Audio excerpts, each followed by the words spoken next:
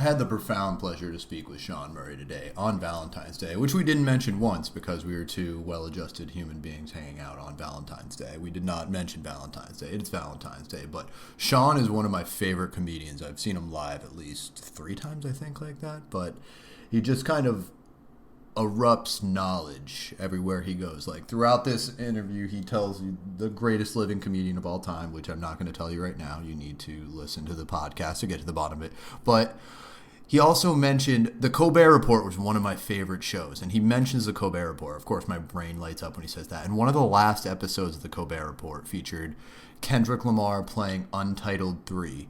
And he explains that it kind of got purged off YouTube, which is weird. So this is now sacred Ark of the Covenant knowledge that is difficult to come, because I just had to dig it up. I had to Google like 4 times to find this. So that's difficult in this day and age. It's really amazing. But when I got to the performance, not only is it profound, not only is it fantastic because I can't get through the Untitled thing, but Thundercats playing bass on this. It's just fucking a beautiful fucking song that you're going to hear if you make it all the way to the end. So I profoundly hope, I've said profound 3 times, it's just a profound kind of day, and I really enjoy this episode. If you get to the end, you're going to listen to some low-key Kendrick you may not have heard before, and I am very happy to share this with you. Thank you. I love you. You're my Valentine. I would give you all a flower if you asked me, because I don't think I have that many listeners, and I could definitely afford it. I'm not rich, though. Don't ask me for money. All right, here's me and Shawn Murray. Okay. Yeah, it's fucking... Appreciate you coming out, man, and I love the rig on the headlights, though. It's very interesting. You know what I'm saying? It's like one's out, but you got the others commentating. Yeah, you know what I'm saying? You gotta, like... I gotta balance it out. Yeah. I gotta have it so at least there is a light happening, so if cops pull me over, like, there's a light. Come on, yeah, like, you get 2 lights from the front of the car. Yeah, That's the general exactly. rule, and if you're within those parameters, what the fuck did they say? Exactly. You know what I mean? Yeah, but how'd the show go? It was the brewery and shit like that? Yeah, Ragged Island. It was great. Yeah. Great crowd. Had a ton of fun. Yeah, when I saw them in Newport, they were a little older. They were falling asleep at like 11, but you caught them pretty early, so Yeah. they probably hung out for a little bit. Yeah. There's a old lady, like, fucking fell on the ice outside. Oh, God. And they do that. And you can't poke fun at that immediately because it's kind of scary. Oh, yeah, as a comic, he was like, did you break your hip? And she was like, no. He's like, I was just joking. She was very... Yeah, but first of all, I have Shawn Murray today. I greatly appreciate you coming. He runs is it a monthly show at Possible Futures? Roughly monthly. Yeah, it's roughly monthly. It's going to be monthly starting soon, but it's been every other month. Yeah, Read the Room. It is the greatest comedy show in a bookstore that anyone knows of. You know what I'm saying? Yeah. It's a really cool fucking thing. No one's ever done it like me. Yeah, I feel like I've only been literate for I quit weed back in November, and I could finally like focus. And I think as soon as you transcend the 8th grade reading level, it's like a good time. You know what I'm saying? Hell yeah. Do you have any moments that you feel like you kind of like woke up and transcended or like broke through barriers? I'm still trying to break through every barrier I've ever been put in front of me. It's like a wall still there. Yeah. I'm just kind of knocking on it, trying to find a single barrier. Or it's So how'd you get into comedy? Like, what was? When I was in like middle school, a buddy of mine, we used to watch like Fresh Prince of Bel-Air. Used to always come on Nick at Night, and we just loved fucking that like show. The goofiness of it, like comedy as a genre, not like stand up per se, but like, you know what I'm saying? Like exactly. And like we used to go to school and always quote whatever Chappelle show and shit, and then I was a big fan of Chris Rock. Like I remember when like they used to have the PSP. I had all his specials at that point on like the UMD. No, disc. yeah. Is it like is it an SD card or is it more like disc? No, it was like a weird it's like a disc, but it's inside this sort of like it's like shaped like a D.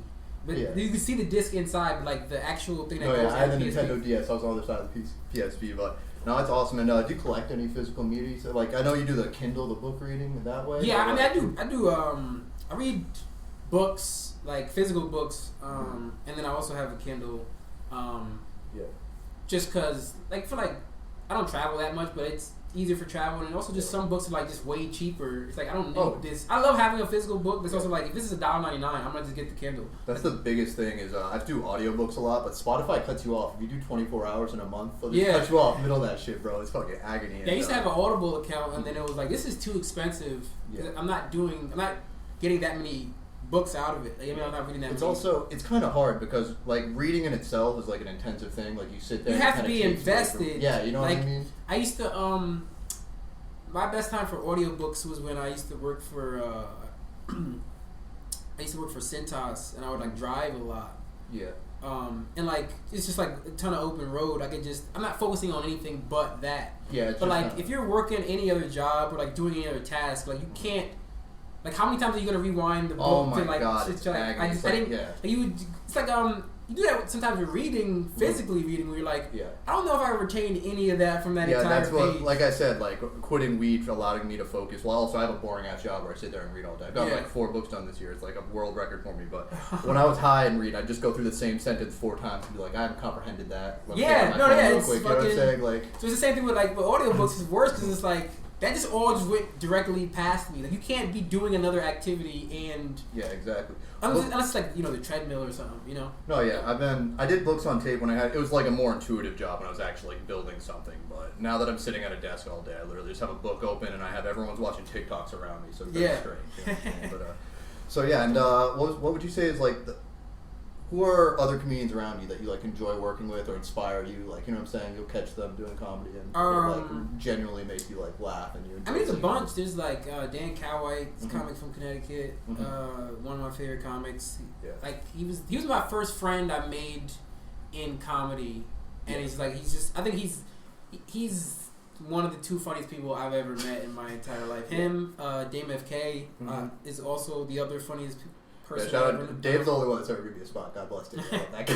He's in Aruba living his best life. Dame is like, I don't like if you don't know Dame, like people won't notice, but like he's like I don't use the word genius lightly. He's like a comedy genius in terms of like his understanding of the ins and outs of like how a joke works. Like I remember one time, this is years ago. We were like driving somewhere and he said a joke like offhand, like it wasn't like a joke he'd written. Yeah. It's like he said something to me in conversation, and he was like, "You'll get that in about a couple minutes." And then I was like, "What are you talking about?" And it's like I lit a fuse, and it's slowly gonna like. Yeah, and then like 2 minutes later, I was like, "That is incredibly like I wish I could remember what the joke was. But it was like it was exactly what he said. It was like you'll get that, and I was like, "Yo, that's crazy." Yeah. Because it's wild. Because the whole process of putting together a joke, oh my god, it's agony. I can write concepts all day. I come up with like little like, oh yes, this is a funny little thing that amuses me in my mind, and then I can't give it teeth. I can't make it bite. You know what I'm saying? Well, that's the thing. Come up with a punchline that actually like grips people.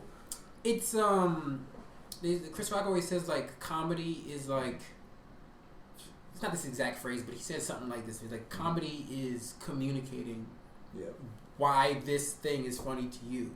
Yeah. And like when a joke's not working, it's like it's because the audience doesn't understand what's supposed to be funny about this. Which like when you think about it in those terms, it makes it a little bit easier to go back to the drawing board and like, okay, why is this funny? Like, exactly. It's not getting a laugh. What is making me chuckle about this? And I mean, also you can get like high concept and stuff. Like I had someone break down for me. There was a joke about my car. I was saying my BMW was anti-Semitic, and like I accidentally became that because I had the car. And the guy said, "You need to explain it like you're talking to your dumbest coworker."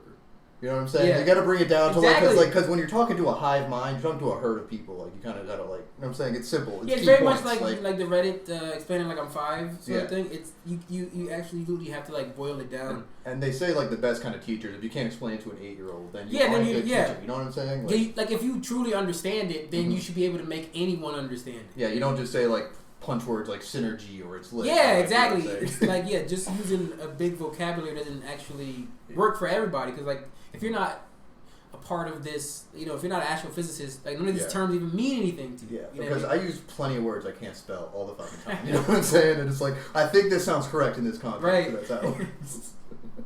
Yeah, but what are your favorite books that I don't go back and reread very much at all, or like recently things I just tried to start? It was the Black Jacobins. It was about the revolution. Yeah. You posted that. Yeah. And I was like, oh, he agreed to the interview. I gotta read this to try and like have talking points. There's an audiobook, and I was like, okay, if I take an Adderall, put the audiobook at 2 times speed, maybe I can get through this. But I'm about like chapter 2, right towards the end. But it's interesting. It's very fucked up. You know what I'm saying? It was incredibly fucked up, and it's like. I will say I need something to be funny or morbid for me to like retain interest, and it's morbid. It's retain. No, it's it is. It scratches that itch. Yeah, that's I always say like that's a hard one to call a favorite because of the subject matter, but it's a great book. Well, it's also, I didn't understand the whole, like, dynamics of the different areas there, you know what I'm saying? And also, hearing that Haiti was actually, like, a successful revolution. Because we don't hear about. That's why I feel like that's a book I feel like everyone, like if at least in the Western world, should read. If you could drop that in an English class, yeah, just make them because no one knows about it. Exactly. You know what I mean? Oh my gosh! All we hear about is the earthquakes and shit like that. Right. Or recent propaganda. We're not. I hate politics. We're not getting into that. But yeah, but just briefly, it's like that's intentional for you not to understand Haiti to be the only successful or a mecca that basically elevated France to be the most successful area. Right, yeah. Like, you know what I'm saying? Like, they were putting the whole economy of the world on their back on this tiny little area. Well, I mean, this is only as far as I've gotten in the book. But it's literally fucking insane. But that's another reason why the book is great. Is like, you could be 10 pages into that book, 2 pages into that book, and you will have learned so much that you never would have learned otherwise. It's very dense, and like normally I'm not into nonfiction, but it's just every kind of line. You know what I'm saying? Yeah. It's really well written, and it's like you said, it's dense with information. It's a ton of shit. But yeah, that's one of my favorites. Yeah. I find that, like, especially writing from back, like, that book was written like 1938, something crazy like that. It's wild to me when things like that can like still be legible today because they aren't speaking Shakespeare and all that bullshit. But, yeah. Mm-hmm. But let's see what else. What was the worst comedy show you've ever done? Not to burn any bridges, but this won't burn a bridge because I don't even know. Like, my godmother lives in New York, and she's probably 2016. Yeah, and you can't burn this bridge because you're godmother. Right, yeah, but it wouldn't burn a bridge because like I burned the bridge already. You'll see what I mean. Okay. So basically, she probably like 4 or 5 years into comedy. She got me a show through some guy she knows who was like he was hosting a party, and he was like, "Oh, I want a comedian to host," and she's like, you know, she reached out to me, gave him my information. So is it kind of like an MCing kind of thing, or is it? Yeah, so I was supposed to basically like do like about 15 minutes, 10 to 15 minutes of jokes up front, and then like I was hosting the whole thing, and I would come up and I was supposed to do more jokes, whatever. So this is like it's literally like a building. It was like 2, maybe 3 buildings away from the Empire State Building in New York City. Oh yeah, damn. Like, you see like it was like a rooftop. Yeah, Manhattan. Yeah. Platform, yeah. So it was like you know you could see the Empire State Building like if you look up, it's like right there. It's a rooftop. You're competing party. with the most beautiful skyline arguably ever. And it's like a white party for like it's like a grown and sexy like black people in their 40s. I don't know if it's somebody's birthday party or whatever. Yeah. So they say, okay, like he said, go up, do about 15 minutes. Yeah. Then I'll have you come back up. You'll introduce some other stuff. Like we'll have music, we'll eat, and then we'll like bunch of shit. I go up. Kind of like a DJ thing, but yeah, continue. I go up and I lost the crowd immediately because, like I said, I was maybe like early 20s, early mid 20s. Yeah. And everyone there is 40s and up, 30s and up, you know, late 30s and up. Yeah. So I'm like, oh, all you old heads in here. Yeah, I mean, immediately. That's like the first 10 seconds. And they're just like, oh, no. And like instantly they were turned off. Dude. Yeah, because these are old people in denial. Yeah. You know what I'm saying? Like, they don't want to be around. They were like, we're young. We got a young comedian here. He's going to make us feel... Also, like, I wasn't equipped at that. I didn't realize it at the time. Like, I wasn't equipped to be emceeing that. Yeah. It's also like not a great environment for it. Like going up cold, like dude. Yeah, a party where it's also like you don't have a comic warming them up. They aren't tailored for comedy either. Like I watched. They didn't even know I was. They didn't know there was a comedian. They just thought like, oh, we're just having a party, and they're like, hey, no, this is MC. Yeah, dude. And then I've been watching Louis. I bought all the DVDs. I've been watching. It's my newest fixation. And he did like a benefit show where he was supposed to open for Jerry Seinfeld. Yeah, I remember that one. Yeah, and it was like they were opening at a fucking fancy ass fucking thing, and he wouldn't tell them what the place is called. He wouldn't tell them what they're like celebrating or anything, and he bombs for like 10 minutes. So it was the exact same sort of thing. So I go up.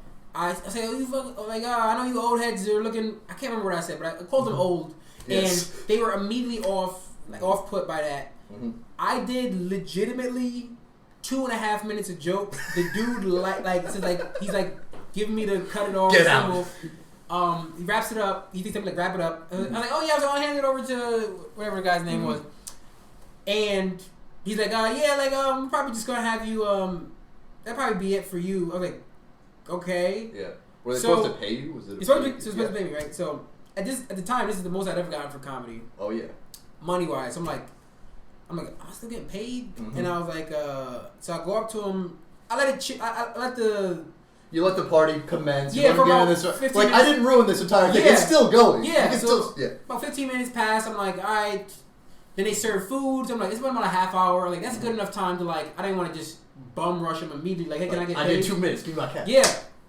Like, I mean, I would have done more time, but he didn't want me to do more. So I'm like, all right, about 50 minutes pass, and then I'm like, I go up to him and I was like, so, like, you don't need me for anything else? He's like, nope.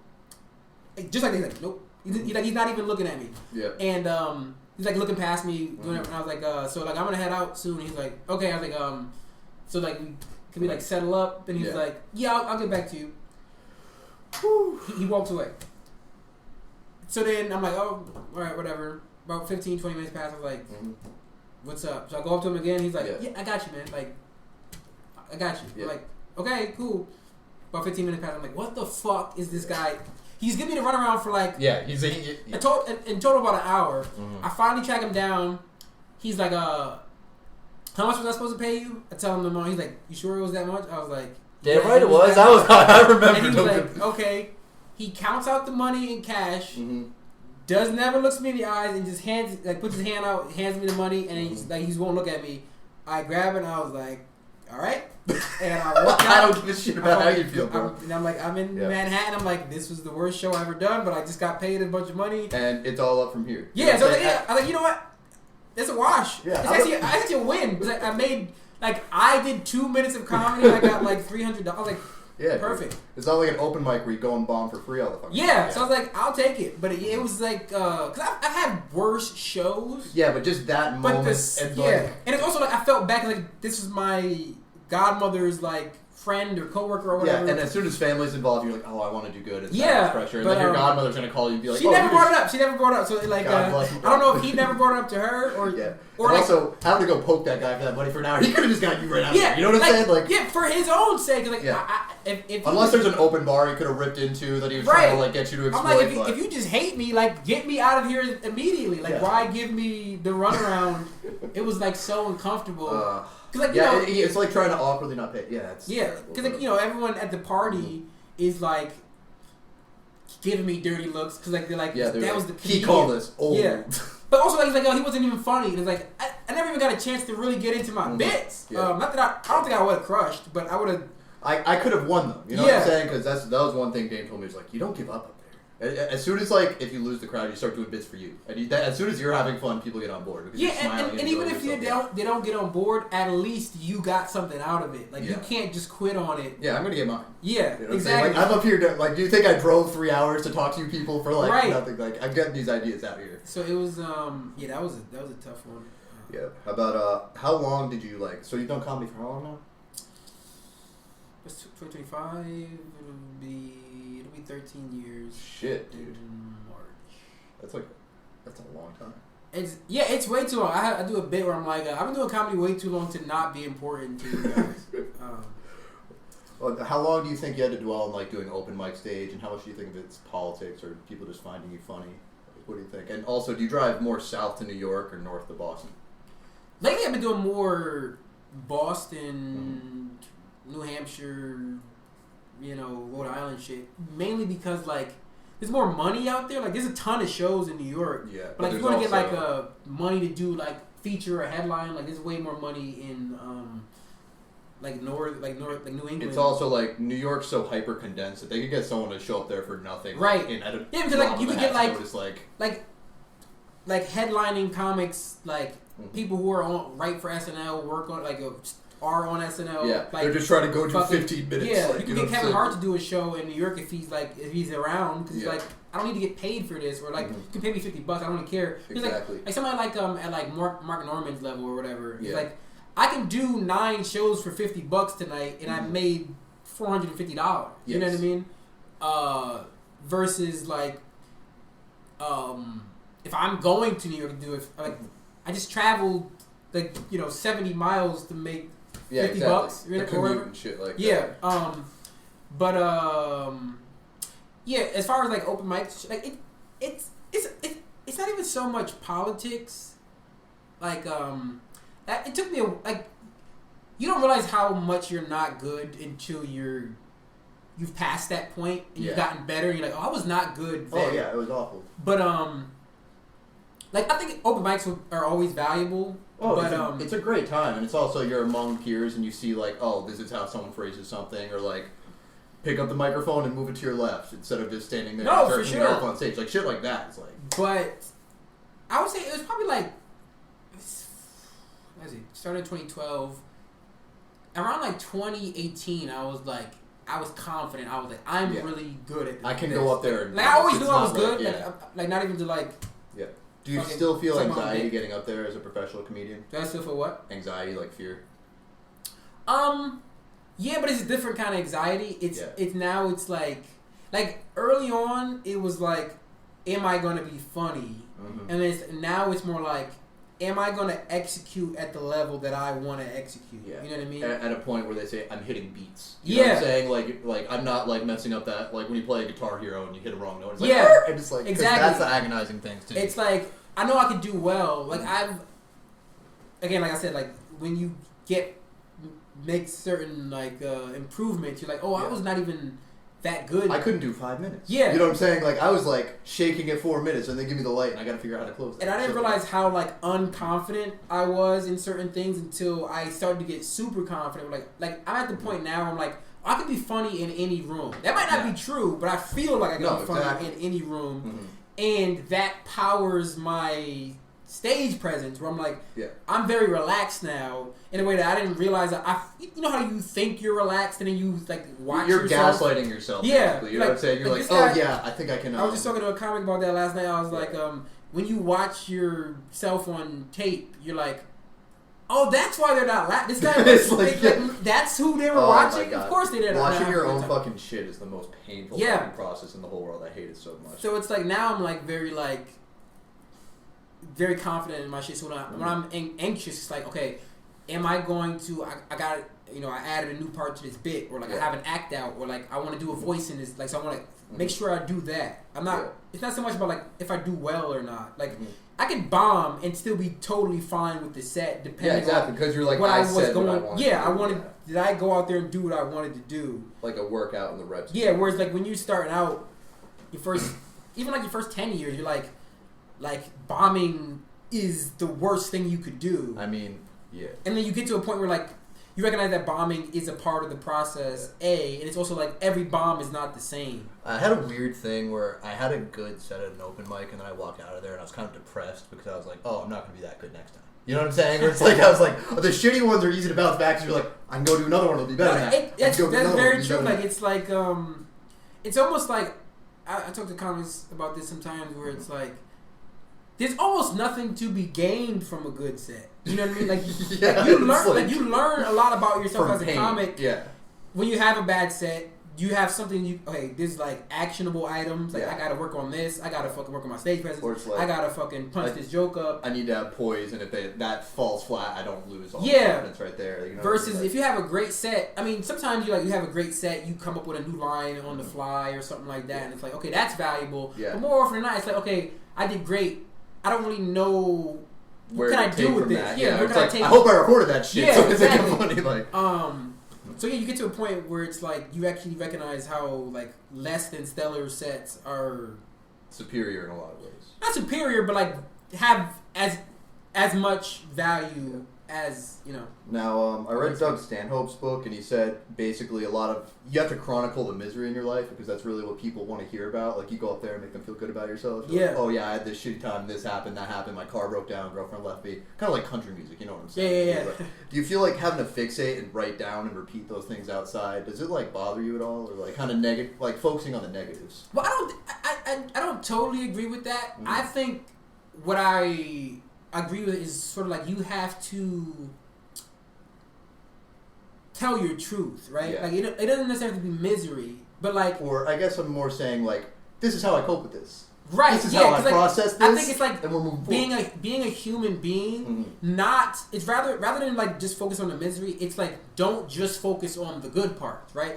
Like because sometimes it's like you did something. You tell a story. You skip the embarrassing parts of it, and that's the to magic. make yourself look. And that's where the things that people relate to. They always people. Yeah. There's a million versions of the phrase like the specific is universal. You know what I mean? Like you think like, oh, this is a unique thing to me, but people actually relate to the shit as like, oh, I have that same feeling, or I have that same experience. Oh yeah, I fumbled a girl, but I had a great shot. Right. Like, she was giving me the time of day, like shit or, like that. You know what I'm saying? Even if it's something like that people don't relate to at all, they can get amusement out.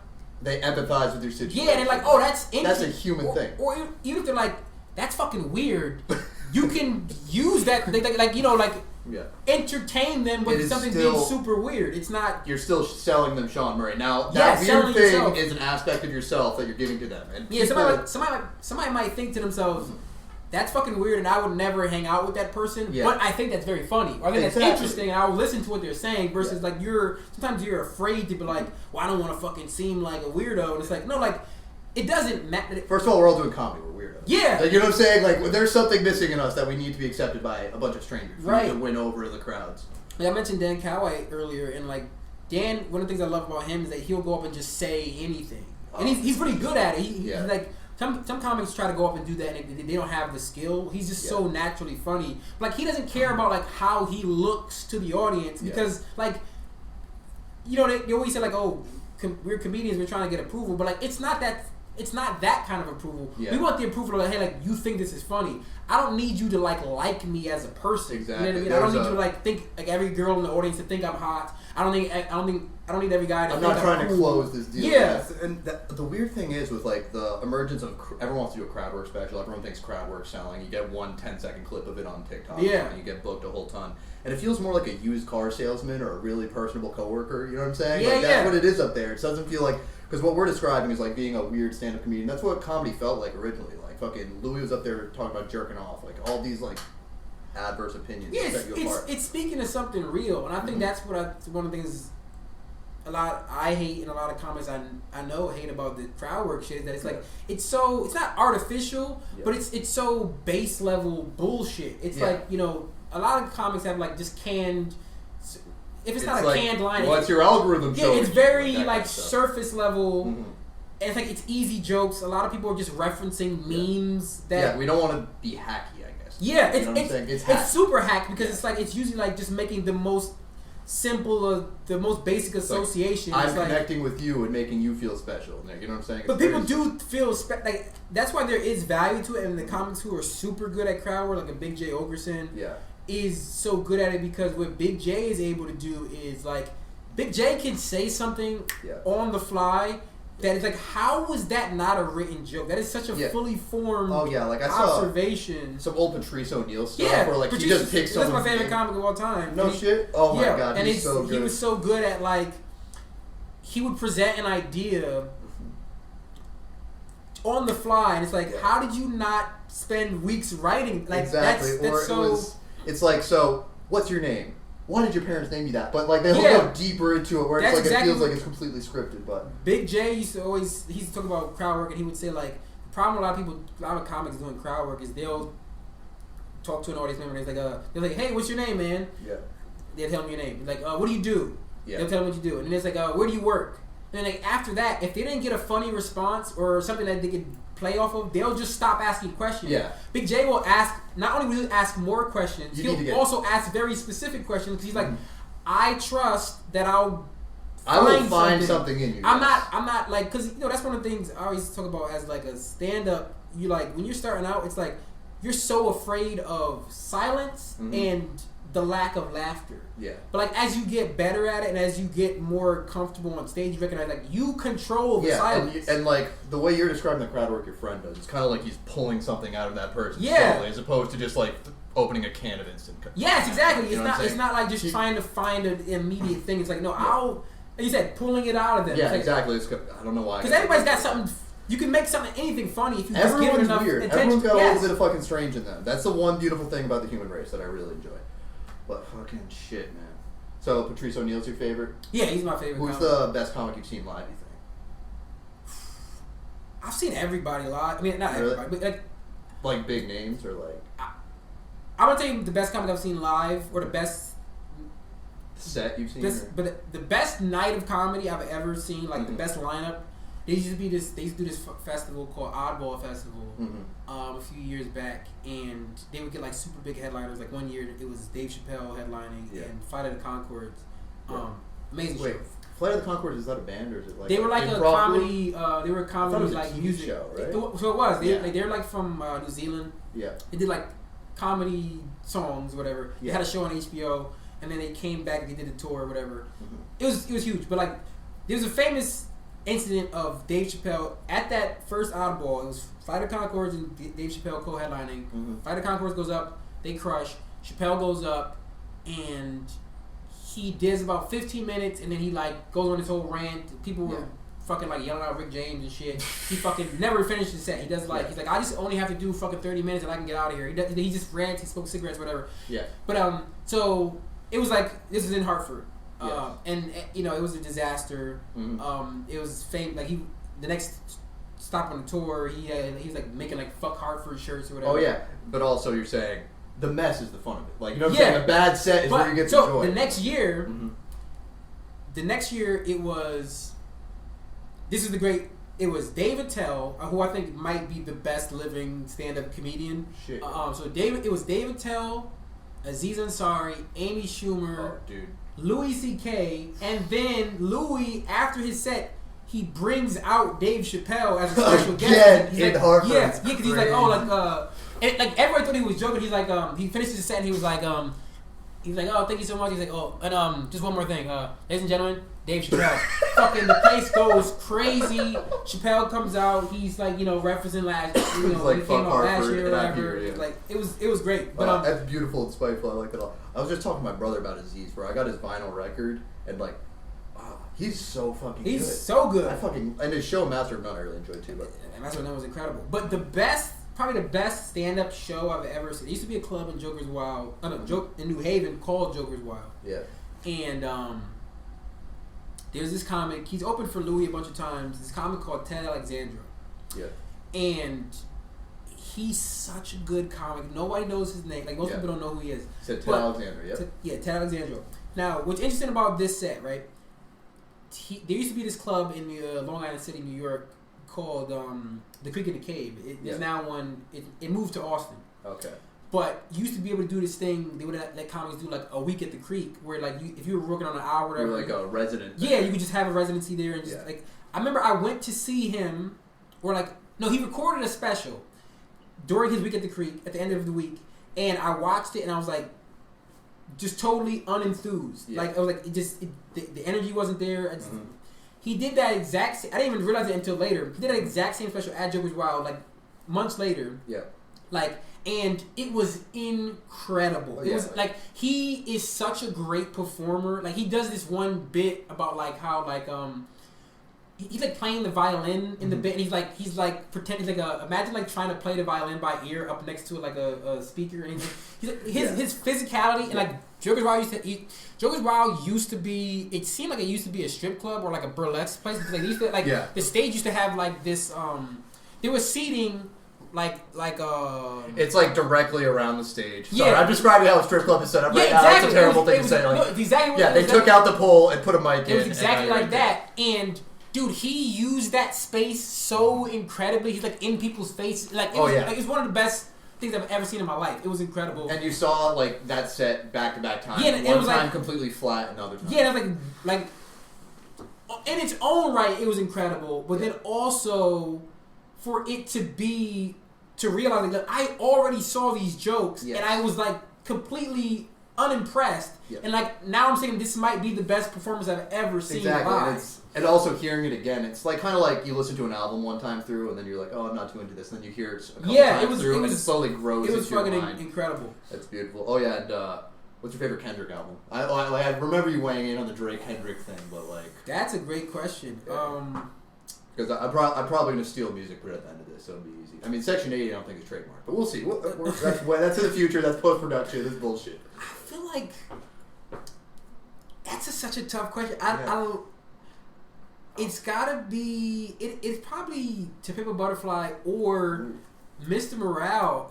And what I love about Mr. Morale is it may not even be his best album. Yeah. But it's something I appreciate about Mr. Morale is like to me it sort of works because it's not what his other albums were. Yes. Which is like that was the first time where it was like he sort of broke the the word is mold breaking. You know what I'm saying? Yeah, like you're stepping out of your comfort zone. You could have just made a sound. It could have been a good Kid Mad City. It was the first time it was a messy album from him. Whereas like I could tell there was probably like 30 other versions of it that he was working on. Like they had a clearer narrative and like a more less emotionally vulnerable. But I feel like he's like, yo, this album has to be this. This needs to be raw. And I appreciate that part of it.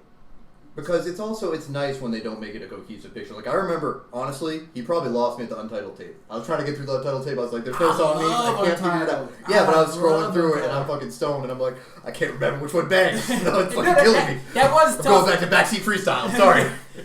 That was tough. Like I was like, what is it? Untitled 7 or Untitled 2 that I love? But I love Untitled Unmastered because I remember. He had his performance on Colbert show of, I think it was Untitled 2. Oh, is it the Colbert Report? Holy fuck, I love that show. Back to back, The Daily Show and Colbert Report. If you talk about like The Fresh Prince being your awakening in comedy, that was probably it for me. On those fucking shows. It was like, I think it was the last episode of Colbert show, or like it's definitely the last season. Yeah, he does this performance. It was a show, his song he had never done before, and he never did it again. Yeah. And it was like, ended up being on Untitled Unmastered. It was such an incredible performance. And then I remember I used to like watch it on YouTube all the time, and then all of a sudden it was just gone off of YouTube. Oh shit! But then it ended up it's because they must have been working on the Untitled Unmastered album, and it ended up being one of the songs on that album. But his performance of it live was so it was so good.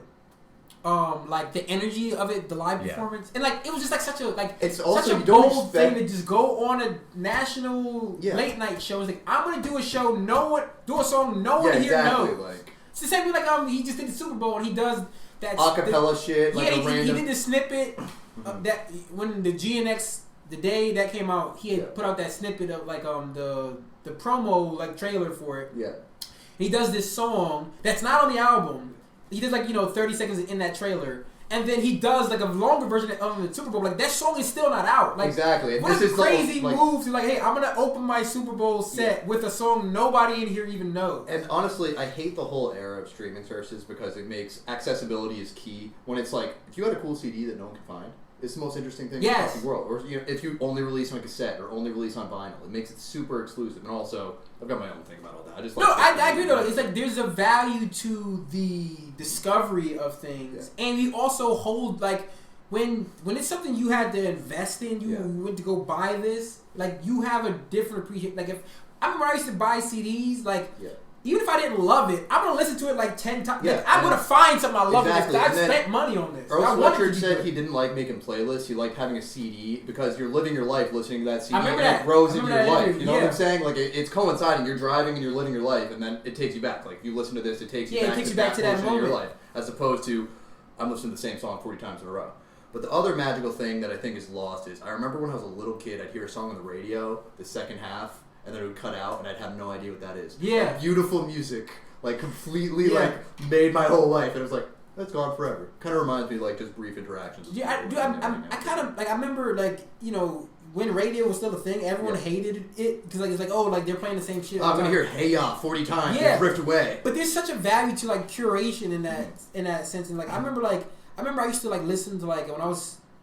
I've always been into hip hop. Oh, yeah. But like when I started to get into more other genres, I used to like listen to like Sirius XM, and like I would come before Shazam, I would come across a song and I'm like I would just hear a certain like just trying to remember a certain lyric and like so going to Google it. Like what was that song? Like I can't also, like it's stuck in my. I gotta remember writing it down or some shit. There is another missing thing where I didn't have an aux cord in my car for a week because I didn't want to give people the power to put on music. Like I was like, you can pick from the CDs I've curated. That's fucking great. I love that. No, like because honestly, like sometimes I don't want to hear Doja Cat. Yeah, like I love Doja Cat. What you do? Yep. Shit. All right. Let's see what else we got. Damn, we crushed 37 minutes.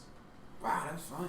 Yep, and let's see. Any genres of books you don't like? Mysteries or something that just annoys you? Probably like I've read a couple romance books that like romance as a genre. Typically, I don't like, but like there's also like that TikTok like there's like the like these like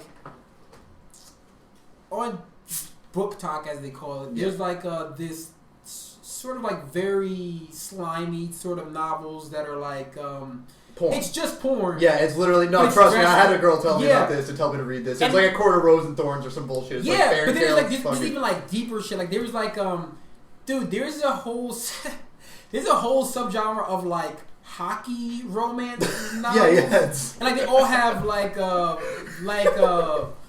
terrible pun titles like my God. You know, puck like, you. Yeah, pucked up. Like you know what I'm saying? Like but like so I hate shit like that. Like but like I can other than that, like I'll read pretty much. Yeah, it's funny that there's like a fickle line there. It's like when the line between like anime and if it gets like disgusting. Yeah, you know what I'm saying? Like because like we all love Naruto and bullshit like that, but it plays with that line of like if it becomes erotica, it's no longer art.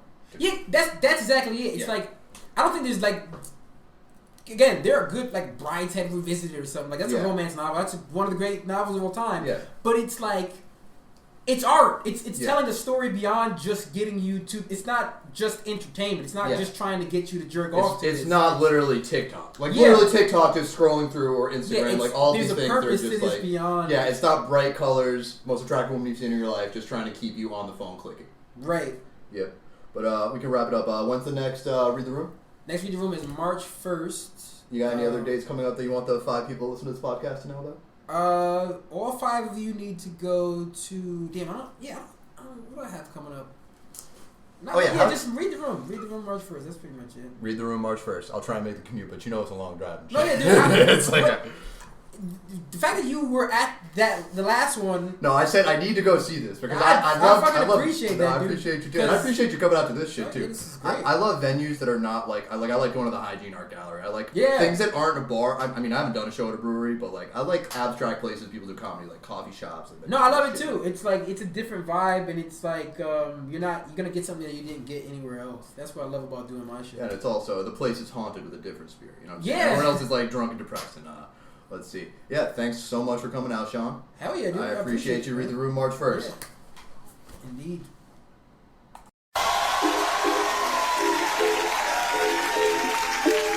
So I met this young lady, you know, when I went back home.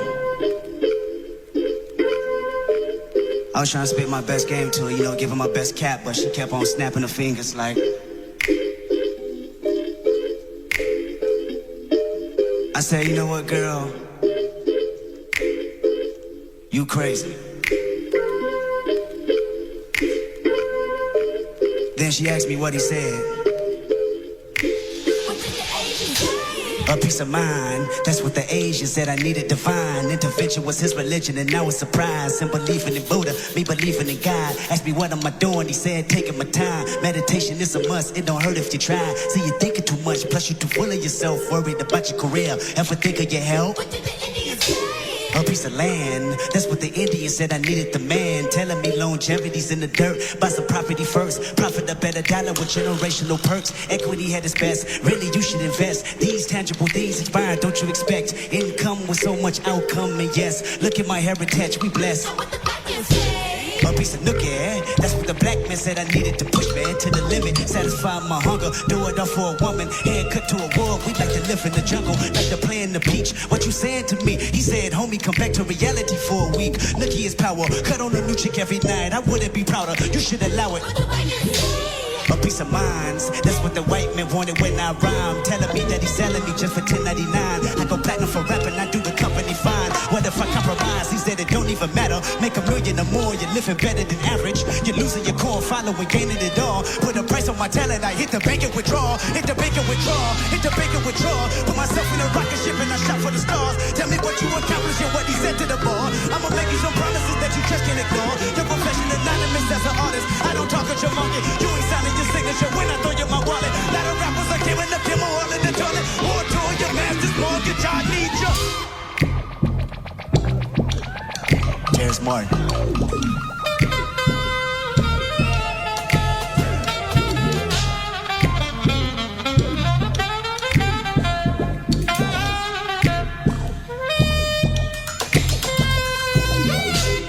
I holler what you do what you say. I shall enjoy the fruits of my labor if I get free today. But now, holla what you do, what you say. I shall enjoy the fruits of my labor if I get free today. And wise, holla what you do, what you say.